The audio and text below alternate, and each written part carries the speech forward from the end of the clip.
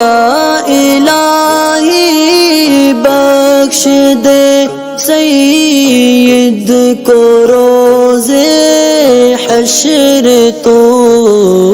इनके बारे में क्या कहता था? हश्र के मैदान में भी तुम्हें पता आदम अलैहिस्सलाम से लेकर ईसा अलैहिस्सलाम तक घूमेंगे, लेकिन काम तो मेरे आका के पास ही होना है। ये भी पता है जब कब्र में भी तुम्हें उनका सामना करना है, हश्र में भी उनके पास जाना ही है। तो आला हजरत की बात सुन क्यों नहीं लेते?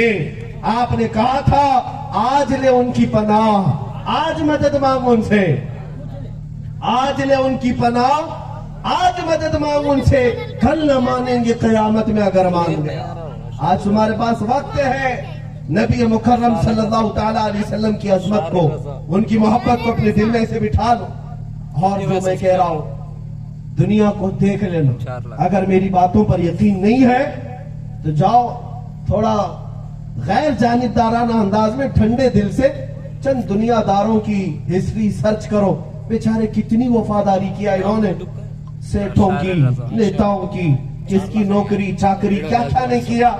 आज हाशिया बर्दार, आज कोने में बैठे हुए और कोई जेल में सड़ रहा है और इनको देखने वाला कोई नहीं। वजह यह है कि गलती इनकी है, ऐसी लैला के हाथ में हाथ क्यों दिया जो रोज शोहर बदलती हो। धोखा खा गए, काश तुम हाथ ताजदारे मदीना के हाथ में दिए होते, वफा उनसे किए होते। मेरे आका सल्लल्लाहु ताला अलैहि वसल्लम ने तुम्हें दुनिया में तन्हा छोड़ दे, ना कब्र में और ना हश्र में तन्हा छोड़ दे, कभी वो तन्हा ना छोड़ेंगे। एक बात मैं बताकर अपनी गुफ्तगू को समेटता हूं, अल्लाह के नबी सल्लल्लाहु अलैहि वसल्लम क्या हमारी मदद नहीं करते? क्या हमारी मदद नहीं करते? मेरे अजीजों यकीनन मदद करते हैं। कुछ लोगों को ऐसा लगता हालात इतने बुरे हो गए, रसूल पाक की रहमत कहां है, अल्लाह ताला की इनायत कहां है, अल्लाह की मदद कहां है? तुम्हें नजर नहीं आ रही जो हालात बुरे हैं वो तुम्हारे बुरे हैं, तुम्हारे अमाल बुरे हुए। मदद तो आज भी अल्लाह की है। मदद आज नहीं होती तो मेरे अजीजों 32 दांतों के बीच में जुबान तन्हा नहीं रहती। मेरी बात समझ गए होंगे। अल्लाह की मदद नहीं होती तो 32 दांतों के बीच में जुबान महफूज नहीं रहती। हाँ, जुबान महफूज नहीं रहती, कट चुकी होती, लेकिन मैं देख रहा हूं जुबान अभी महफूज है। ये इस बात की अलामत है कि अल्लाह की मदद है, रसूल पाक की इनायत है। और ये मदद बहुत सारी जगहों पर तुम्हें देखने को मिलेगी। नबी पाक सल्लल्लाहु ताला अलैहि वसल्लम की इनायत, रहमत, अल्लाह की मदद आज भी तुम्हारे साथ है। तुम महसूस नहीं कर पा रहे, अलग बात।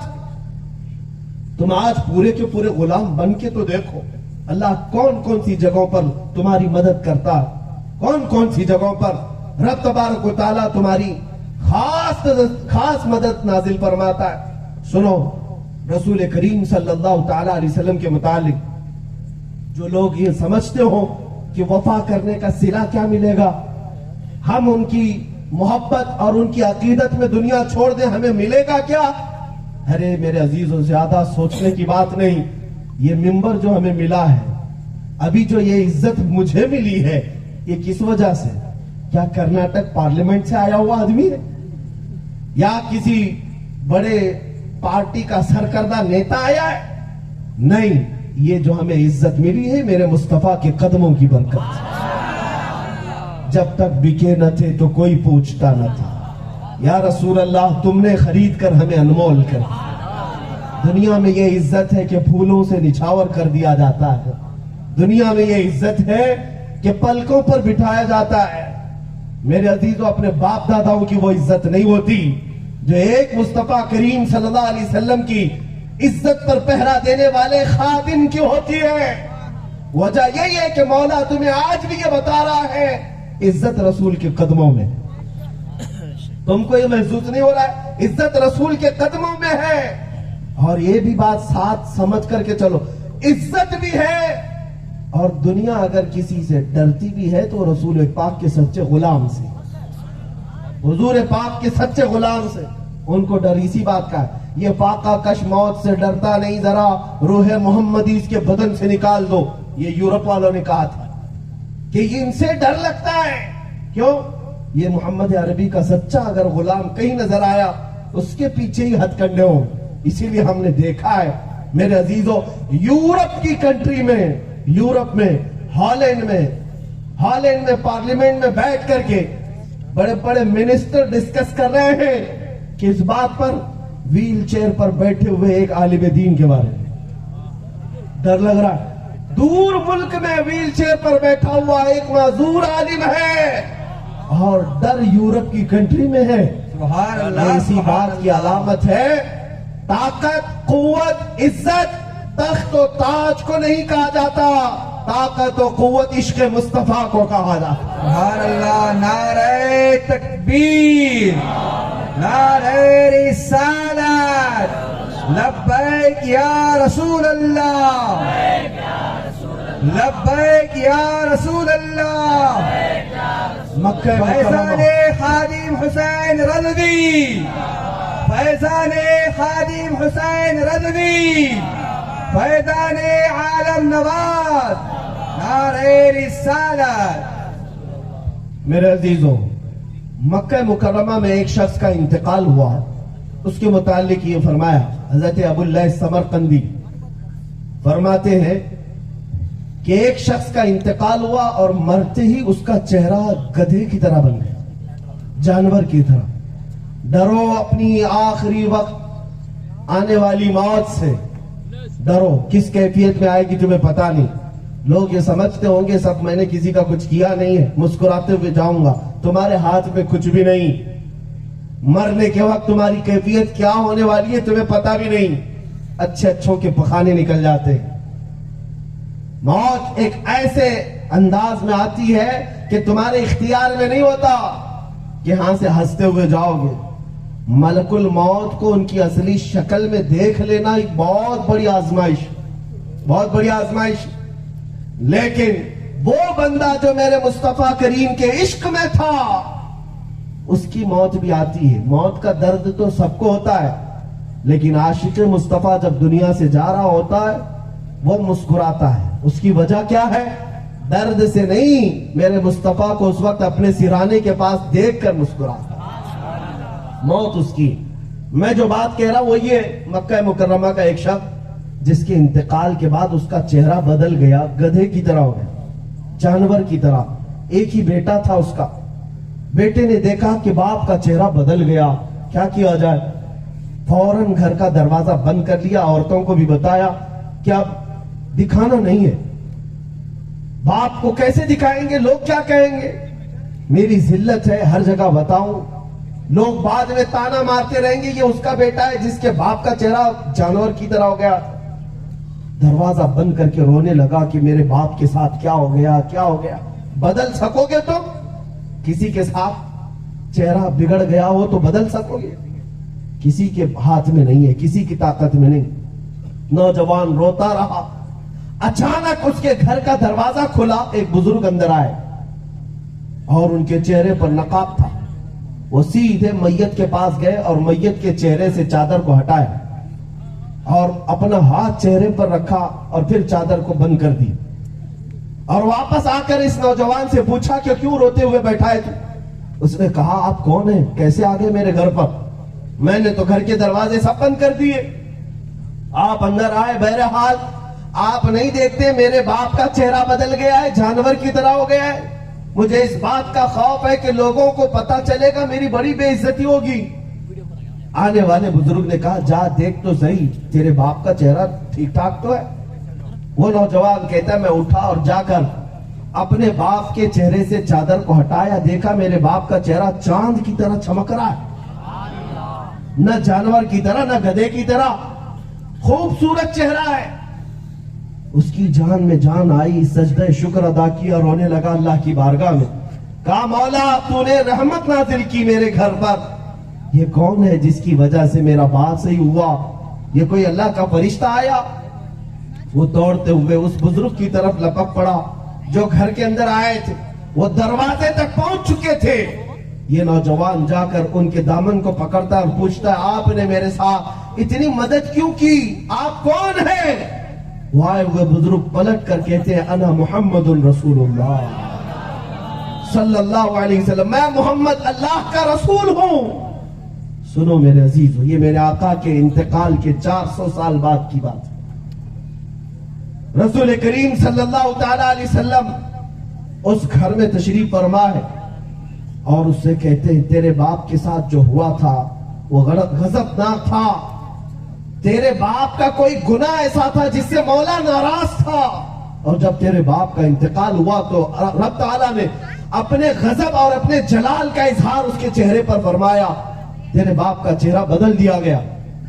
लेकिन ऐ नौजवान सुन, तेरे बाप की एक अच्छाई ये थी, गुनाह तो इसका एक ऐसा नापसंदीदा था जिसकी वजह से अल्लाह नाराज था, लेकिन तेरे बाप की एक अच्छाई ऐसी थी कि तेरा बाप उस वक्त तक बिस्तर पर सोता नहीं था जब तक रोजाना 100 बार मुझ पर दुरूद नहीं पड़ता।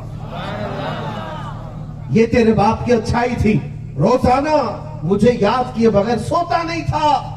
मेरे आका फरमाते हैं जो फरिश्ता तेरे बाप का दुरूद मुझ तक पहुंचाता था वो आज आया और कहने लगा या रसूल अल्लाह गजब हो गया, जिसका दुरूद रोजाना मैं आपके दरबार में लाता हूं, आज वो मर गया मगर मौला उससे नाराज है, उसका चेहरा बदल दिया है। अगर उसका चेहरा सही नहीं हुआ तो दुनिया बाद में ताना देगी नबी पाक पर दुरूद पढ़ने वाले का चेहरा सलामत नहीं रहा। या रसूल अल्लाह आप मदद करें। मेरे आका फरमाते मैं उसी वक्त उठकर तेरे घर आया, देखा तो तेरे बाप का चेहरा बदला तो था, तेरे बाप के चेहरे पर मैंने हाथ रखा, अल्लाह की बारगाह में अर्ज किया मौला ये वो बंदा है जो रोजाना मुझे याद करके सोता था, मेरी सिफारिश कबूल कर ले। रब ताला ने फरमाया महबूब अपना हाथ हटाए, उस बंदे के चेहरे को हम चांद सी खुशबू और चांद सी शबात दे देते हैं। रब ताला ने मेरे आका के हाथ की बरकत से उसके भयानक बदले हुए चेहरे को खूबसूरती में तब्दील फरमाया। मेरे अजीजों, मैं ये बात किस लिए अर्ज कर रहा हूँ? इसलिए अर्ज कर रहा हूँ कि जो नबी पाक को याद करता है दुनिया में, मौत के वक्त भी वो रसूल उसे तन्हा नहीं छोड़ते, उसे तन्हा नहीं छोड़ेंगे। तुम गाने गा गा क्या करके सोचते हो चलो आज मैं एक दावत देकर जाता हूं, फिल्मों के आशिकीन, गानों के आशिकीन, बड़े बड़े फॉलोअर्स और फैन हैं यहाँ पर भी बहुत सारे इलाकों में। मैं उनसे कहता हूं जिनके गाने तुम बहुत गाते हो, जिनके हेयर स्टाइल, जिनके कपड़े पहन करके तुम फख्र करते हो, मरने से पहले उनको एक चिट्ठी लिख करके जाना मैं मर रहा हूं, मेरी कब्र में मुनकर नकीर आए तो आप बॉलीवुड छोड़ करके आ जाइए, हॉलीवुड छोड़ करके आ जाइए। तुम्हें पता है, तुम खुद कहोगे मौलाना ये कैसी बेवकूफी की बात है, वो कौन आने वाला है हमारी कब्र में? मैं पूछता हूं जब तुझे इतना यकीन है कि ये तेरी कब्र की तन्हाई में मदद नहीं करता तो क्यों इसके पीछे भाग भाग कर अपनी जिंदगी को बर्बाद करता है? चल उसके पीछे जो आमिना का लाल कब्र में मुनकर नकीर के आने से पहले वो खुद तशरीफ लाता, उसके पीछे चलो, इज्जत वहीं पर है। अजीजा ने गिरामी वकार, आज जो हालात हो रहे उस पर मैं ये बात कहकर चला जाता हूं। क्यों हो रहे हैं ऐसे हालात? ये क्यों हमें आजमाया जा रहा है? कभी इधर से कोई कुत्ता भौंकता है, कभी उधर से कोई भौंकता है, और सबको मेरे आका की जात, इस्लाम, कुरान, आज ये माहौल बना हुआ है। आज ये माहौल बना हुआ है क्यों? उसकी एक वजह मैं बताऊं। डॉक्टर किसी को गोली देता है बेहोश होने की, या इंजेक्शन मारता है बेहोश होने, बेहोश होने का इंजेक्शन दिया या गोली दिया, थोड़ी देर के बाद चेक करेगा कि नहीं करेगा ये बेहोश हुआ कि नहीं? चेक कैसे करेगा? चूंटी काट करके, चुमट करके, या सुई लगा करके, या कैंची लगा कर देखेगा होश में है या बेहोश हुआ। अगर हाथ पैर हिला रहा है तो इसका मतलब क्या है? होश में है अभी, और एक इंजेक्शन मारो। और हाथ पैर कुछ नहीं हिलते, डॉक्टर समझ जाएगा गया है, सुन हो गया है, बेहोश हो गया है। ये तो एक्सपेरिमेंट होता है दुनिया में, यही होता है बेहोशी को देखने का तरीका। ये जालिम दुनिया समझ चुकी कि तुम्हारे साथ दू बदू मुकाबला नहीं हो सकता, इसलिए बरसों से ये तुम्हें नशा दे रहे हैं। कि तुमको ऐसा नशा का एडिक्ट बनाया जाए कि तुम बेहोश हो जाओ। कैसे बेहोश? कोई कितनी भी गालियां दे तुम्हें फर्क नहीं पड़ना चाहिए। वो सिर्फ अफीम, कोकेन, हेरोइन का ही नशा नहीं, इंटरनेट का नशा उससे भी बड़ा है, जो आज हर एक के हाथ में पहुंचा दिया गया है। इंटरनेट जिसमें तमाम तर बुराइयों के जाल को भी जमा कर दिया गया। मैं नहीं कहता कि सब खराब है, अच्छी चीजें बहुत है उसके अंदर, लेकिन जानते हो 15 साल से लेकर 25 साल तक का नौजवान इंटरनेट का सबसे ज्यादा इस्तेमाल आज पोर्नोग्राफी में करता है। भयानक गंदी फिल्में देखने के लिए, बेहयाई और नंगी तस्वीरें देखने के लिए बच्चे कच्चे जो बच्चे हैं वो पबजी में खत्म। ये गेम खेलने के लिए लोगों ने ये समझ लिया। मेरे अजीजों, तुम्हें पता है ये किसने तुम्हारे मुआशरे में पहुंचा है?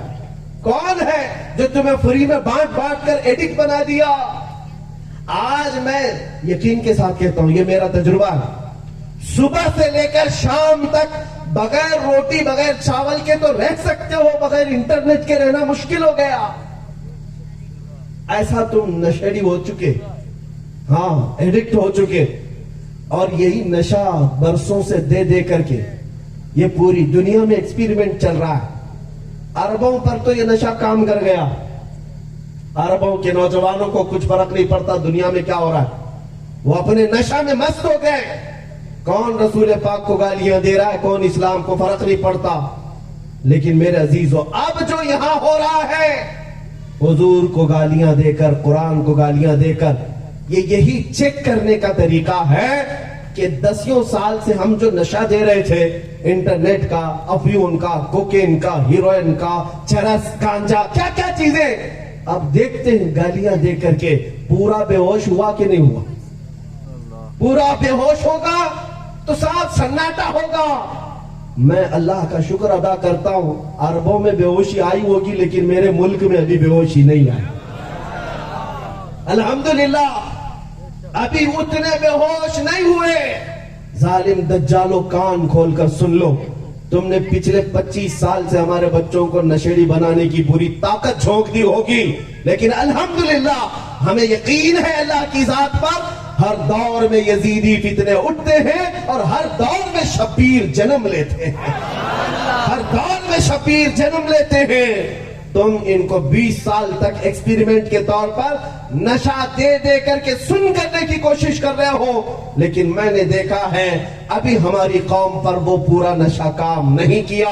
उसकी वजह क्या है? इसलिए कि जिस इलाके में भी जाओ, बच्चे सा बच्चा पुकारता है लब्बैक या रसूल अल्लाह। यह इस बात की अलामत है कि अभी जिंदगी बाकी है, अभी नशा पूरा नहीं हुआ। इसलिए इस नशा की चादर को उठाकर फेंको और फिर बारगाह रसूल में अदब के साथ हुजूर को हाजिर और नाजिर जानकर यूं कहो, या रसूल अल्लाह, मैं मुजरिम हूं आका, मुझे साथ ले लो। मैं मुजरिम हूं आका, मुझे साथ ले लो, कि रास्ते में है जा बजा थाने वाले, चमक तुझसे पाते हैं सब पाने वाले, मेरा दिल भी चमका दे चमकाने वाले। ये हुजूर की बारगाह में अर्ज करना है। और फिर ये जितने भोग रहे सब खत्म होना ही, सब खत्म होना ही। इसलिए कि नया नहीं हमारे लिए, बरसों से देखते आ रहे, लेकिन जवाब देना ये हमारी जिम्मेदारी नहीं, हमारा ईमान है, यह हमारा ईमान है। हम इतने बेगैरत नहीं है, माँ की गाली नहीं सुन सकते, बाप की गाली नहीं सुन सकते, तो कायनात के आका व मौला के लिए कैसे सुन सकते? हमारा ईमान है, जवाब देते रहेंगे, लेकिन उन पाखंडियों को ये बताते भी रहेंगे कि तुम भोंक भोंक कर मर जाओगे, लेकिन मेरे नबी की शान में एक नुक्ता बराबर भी फर्क नहीं आना है। कुछ नहीं होगा तुम्हारे बंद करने से, तुम्हारे भोंकने से हुजूर पाक की बेइज्जती नहीं होती, बल्कि हमारा इमाम तो ये कहकर गया है, रहेगा यूं ही उनका चर्चा रहेगा, रहेगा यूं ही उनका चर्चा रहेगा। बड़े खाक हो जाए जल जाने वाले, या रसूल अल्लाह तू घटाए से किसी के न घटा है न घटेगा, जब बढ़ाए तुझे अल्लाह ताला तेरा, मिट गए मिटते हैं मिट जाएंगे आदा तेरे, न मिटा है न मिटेगा कभी चर्चा तेरा। अल्हम्दुलिल्लाह हम आज यहाँ अहद करके जाते हैं, किसी को बुरा लगता है लगे, किसी को कुड़न होती है, जलन होती है, ठसन होती है, मुझे उससे फर्क नहीं। मेरे आका के गुण हम कल भी गाते थे, आज भी और हमेशा गाते रहेंगे।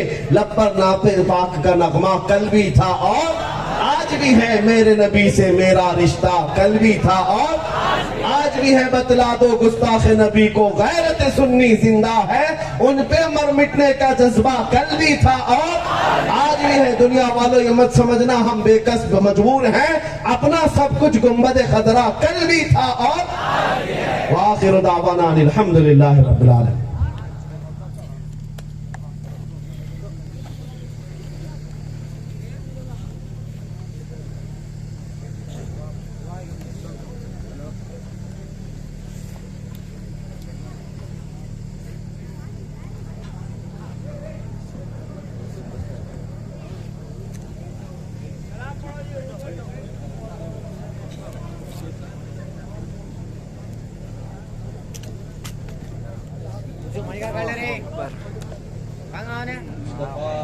राजी करने की वजह से, नाराजी करने की वजह से हो सकता है हार जाओगे, कुर्सी नहीं मिलेगी, लेकिन जो दिलों पर कुर्सी जमाता है वो मेरे आका का इश्क ही है।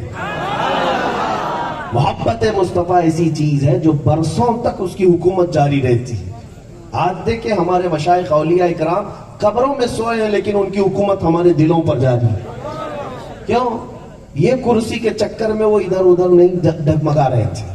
इसीलिए इनसे भी कहता हूं, आपसे भी कहता हूं, मारेरा मुतहरा के एक बुजुर्ग ने, सैयदुल उलमा ने हमें एक नसीहत के तौर पर नारा दिया था। क्या आप कहते थे, किसी की जय विजय क्यों पुकारे, क्या गरज हमको, किसी की जय विजय क्यों पुकारे, क्या गरज हमको, हमें काफी है सैयद अपना नारा या रसूल अल्लाह, हमें काफी है सैयद अपना नारा या रसूल अल्लाह। इस पर कायम रहे, इस पर कायम रहे और अल्लाह ताला बहुत इज्जतों से नवाजे। दिलों पर जो हुक्मरानी है वो खत्म नहीं होती, कुर्सियां इधर उधर चली जाती हैं। और इनसे भी कहता हूं फिर से, कुर्सी के चक्कर में वो आदमी पागल हो जिसके पास आयतल कुर्सी ना हो। अल्लाह ने जब तुम्हें आयतल कुर्सी दिया है, दुनिया की कुर्सी है, उसके सामने क्या हैसियत है। हाँ, अगर अल्लाह ने कोई मनसब दिया, ओहदा दिया, तो उसका शुक्र भी अदा करें और उस कुर्सी का सही इस्तेमाल करें, सबके नफा के लिए, कौम की खिदमत के लिए, मेरे आका की उम्मत के लिए। लेकिन इसका मतलब ये नहीं कि धौंस जमाने के लिए। हमने देखा है धौंस जमाने वाले बुढ़ापे में फिर गटर में चले जाते हैं। लेकिन जिनको अल्लाह ने मकाम और मर्तबा दिया और वो आजिजी के साथ कौम की खिदमत पर रहे, अल्लाह उनको हमेशा सरबुलंद रखता। बहरहाल ये एक बात हुई। दूसरी बात आप सबसे तकरीर सुन करके जाना या फिर नारे लगा करके जाना, यही जलसे का मकसद नहीं होता। आज हॉस्पिटल वाले ये अभियान शुरू करो, ये महाज तहरीक छेड़ो कि हम अपने मुआशरे को नशा से पाक करेंगे इंशाअल्लाह। हमारे नौजवान बच्चे अगर खड़े हो गए, मैं कहता हूं कि पूरा मुआशरा पाक हो जाएगा। आज बस तुम्हें एक महाज छेड़ने की जरूरत है। मैं अकेला हूं, आप ये मत सोचो आप अकेले। अल्लाह ताला जब बरकत देना चाहता है ना तुम्हारी आवाज में, तो तुम चाहे 70 पर्दों के अंदर भी बैठो, मौला वो आवाज पहुंचाएगा। तुम्हारा काम सिर्फ और सिर्फ इस्लाह की नीयत के लिए खड़ा होना। तो ये एक महाज छेड़े। आज हमारा मुआशरा सबसे ज्यादा जो जूझ रहा है वो नशा से। मैं बहुत परेशान हूं, मुंबई जैसे शहरों में, कई इलाकों में, लेकिन हिम्मत नहीं आ रहा। जिस नौजवान का भी मैंने हाथ पकड़ा, मेरे साथ आज मुंबई चल कर देखे, एक तो नहीं मैं 70 से ज्यादा नौजवान आपको ऐसे खड़े कर दिखाऊंगा जो बहुत ज्यादा नशा में एडिक्ट थे, लेकिन आज अल्हम्दुलिल्लाह वो फजर की नमाज के पाबंद है, फजर भी नहीं छोड़ते। अल्लाह का फजल है। ये इसलिए नहीं कि मैंने किया, वो इसलिए कि अल्लाह जरिया बनाता है और उसके दिल को पाक करता है। आप ये महाज छेड़े अपने इलाके में कि हम अपने मुआशरे को नशा से पाक करेंगे, क्योंकि ये सिर्फ और सिर्फ हमारा मुआशरा यानी मुसलमानों का ही नहीं, हमारे देश का भी इससे नफा है, मुल्क का भी फायदा है। और फिर ये जो खराबियां और जराइम बढ़ते हैं, ये नशा से ही बढ़ते हैं। आप कभी ऑन ड्यूटी किसी को शराब पीते हुए देखा? पिएगा तो वो मुजरिम है। अगर पुलिस डिपार्टमेंट वाला हो या किसी भी डिपार्टमेंट वाला हो, ड्यूटी के टाइम पर अगर नशा करता है तो जुर्म है या नहीं? बाकी तो गवर्नमेंट ने इजाजत दी, घर पे जाके पियो, कहां पियो वो उनको मतलब नहीं, लेकिन ड्यूटी के टाइम पर नहीं। ड्राइविंग सीट पर बैठकर मुजरिम है ना, तो ये उनके लिए कानून होगा। मुसलमान पूरी जिंदगी ऑन ड्यूटी है, आप हर लम्हा ऑन ड्यूटी हैं। आपके लिए छुट्टी नहीं है कि नशा जो है संडे को करेंगे, मंडे को करेंगे, नहीं। मौत तक तुम अपने आप को महफूज रखो, ये मेरे मुस्तफा के अखलाक है। इंशाअल्लाह अजीज इस महाज को अगली बार आने तक मैं देखूंगा कि बहुत कुछ फल फूल चुका होगा, इंशाअल्लाह बहुत कुछ फल फूल चुका होगा और मुझे ज्यादा तकरीर करने की जरूरत नहीं पेश आएगी। देखते हैं जो नौजवान खड़े होंगे वो आवाज हॉस्पिटल के इस मैदान से निकालेंगे और फिर तुम्हारा ये महाज, तुम्हारी ये तहरीक पूरे हिंदुस्तान के चप्पे चप्पे में पहुंचेगी इंशाअल्लाह। बरकत अल्लाह ताला देगा। और दूसरी बात, और एक खास तौर पर अपने बच्चों के अंदर और दूसरों के अंदर एजुकेशन के लिए, इल्म के लिए ये भी अवेयरनेस लाओ। हमारा कोई बच्चा जाहिल नहीं होना चाहिए, कोई बच्चा जाहिल ना हो।